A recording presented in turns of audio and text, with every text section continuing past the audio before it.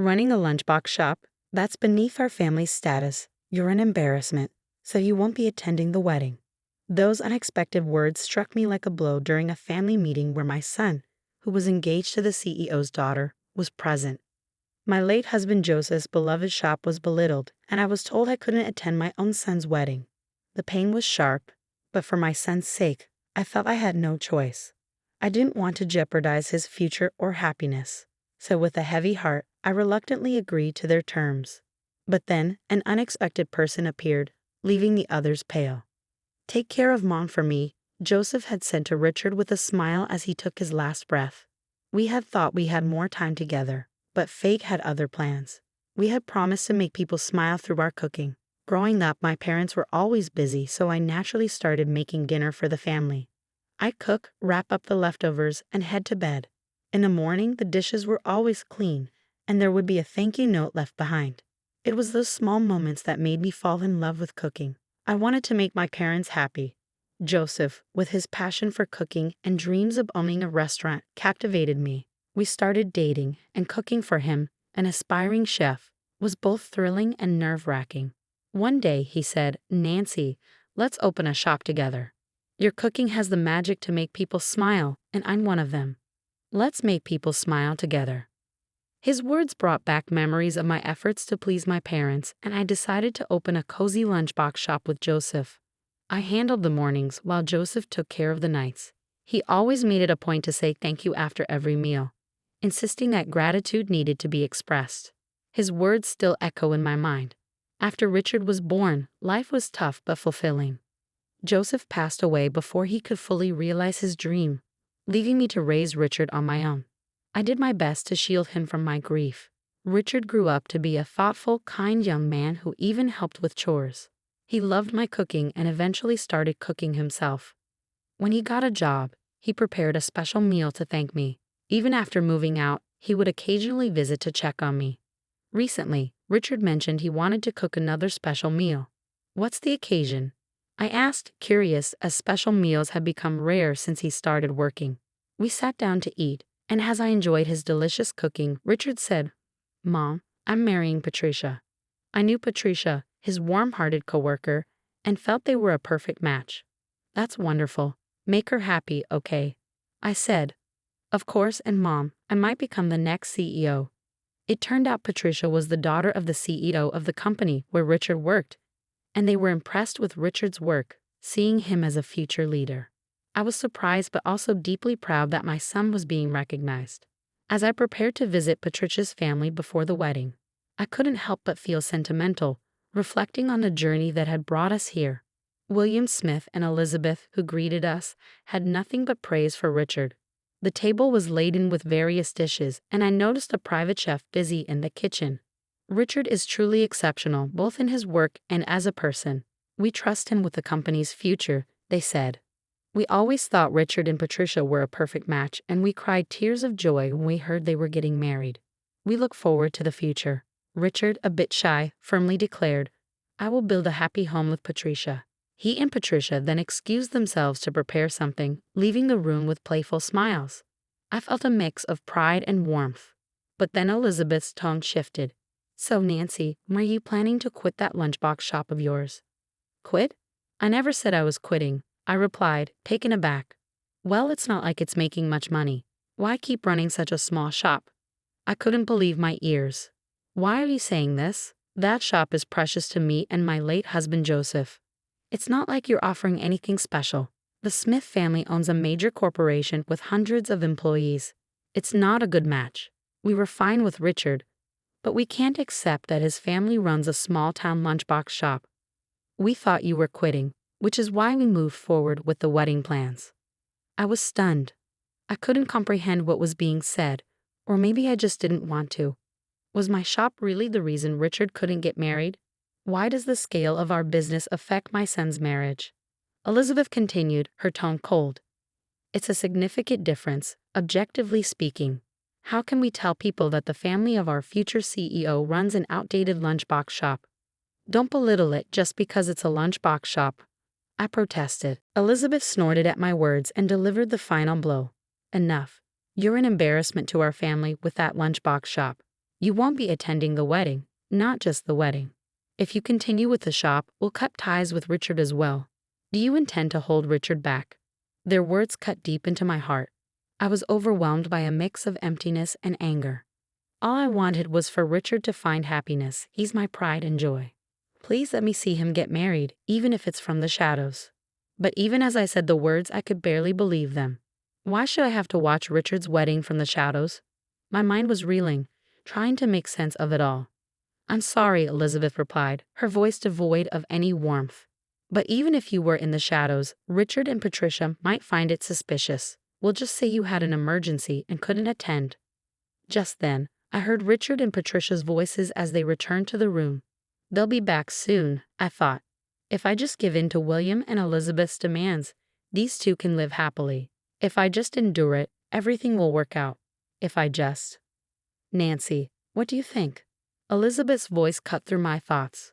"All right, sorry for the wait. Here's a gift from us to the three of you," Richard said, stepping into the room with Patricia. "Oh, what a relief. You two prepared such a wonderful gift. I'm so happy, thank you." "I didn't expect you to do something so wonderful," Elizabeth exclaimed. They had given Elizabeth a music box, President William a bottle of whiskey, and for me, an apron. Patricia suggested the apron, saying you're always cooking delicious meals at the shop. We were worried if you'd like it. "Ah, thank you, I'll cherish it," I managed to say, trying to hold back tears. "Mom, are you crying that much?" Richard asked, surprised but smiling warmly. The apron would be my last memory. The smiles of Richard and Patricia were deeply etched in my heart. "Be happy," I whispered to myself. On the day of the wedding, I sat on the living room floor, still in my pajamas, without the energy to even turn on the lights. My phone was filled with missed calls from Richard and Patricia. Since that day, I didn't know how to interact with Richard, who was excitedly talking about the wedding. I could only offer him cliché words, clutching the apron they had given me, celebrating their union alone, with tears flowing endlessly. The next day, I was awakened by the incessant ringing of the doorbell. I instantly knew it was Richard, and indeed there he was, with Patricia. On the first day of their new life, they had come all the way to my house. As soon as I opened the door, Richard, unable to hide his anxiety, said, "Mom, what happened?" "We were worried because we knew you wouldn't forget the wedding." "Why didn't you come?" "Nancy, was it something I did?" Their faces were pale, a stark contrast to the happiness they should be feeling.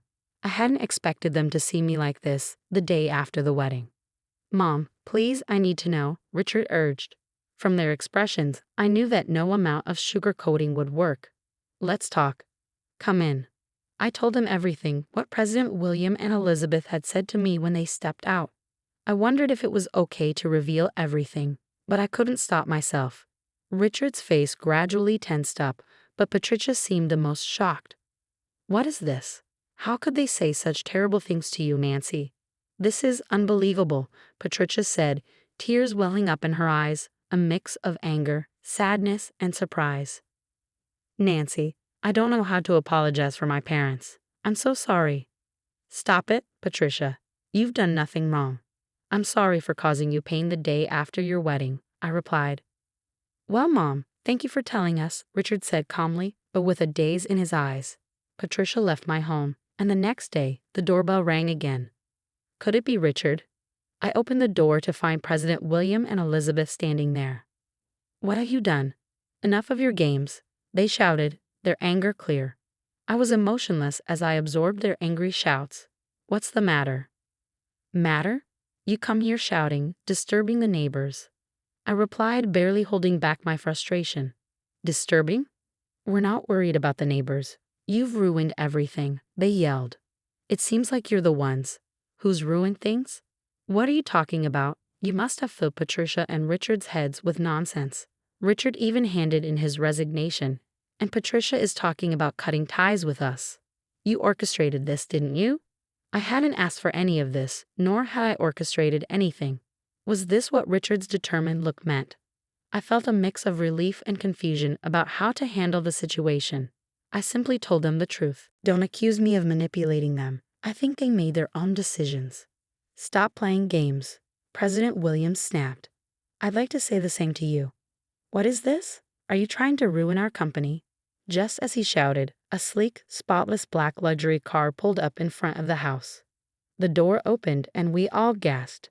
Out stepped Richard, followed by Patricia, and then an elderly gentleman. "Nancy, long time no see. I apologize for the recent rudeness," the elderly man said, his tone gentle yet firm. "Dad, why are you here? Do you know this person?" President William stammered, clearly unsettled. "Don't ask so many questions," Richard replied calmly. "Nancy's father is a successful businessman who runs multiple companies. We owe him a lot. Nancy is also involved in the business as an executive. Didn't you know that?" The elderly gentleman was David Smith, President William's father and Patricia's grandfather, currently serving as the chairman. I had met him at board meetings at my father's company, but it had been a while. President William paled at David's words. "You can't be serious. You didn't even know the management of your business partners. Shame on you.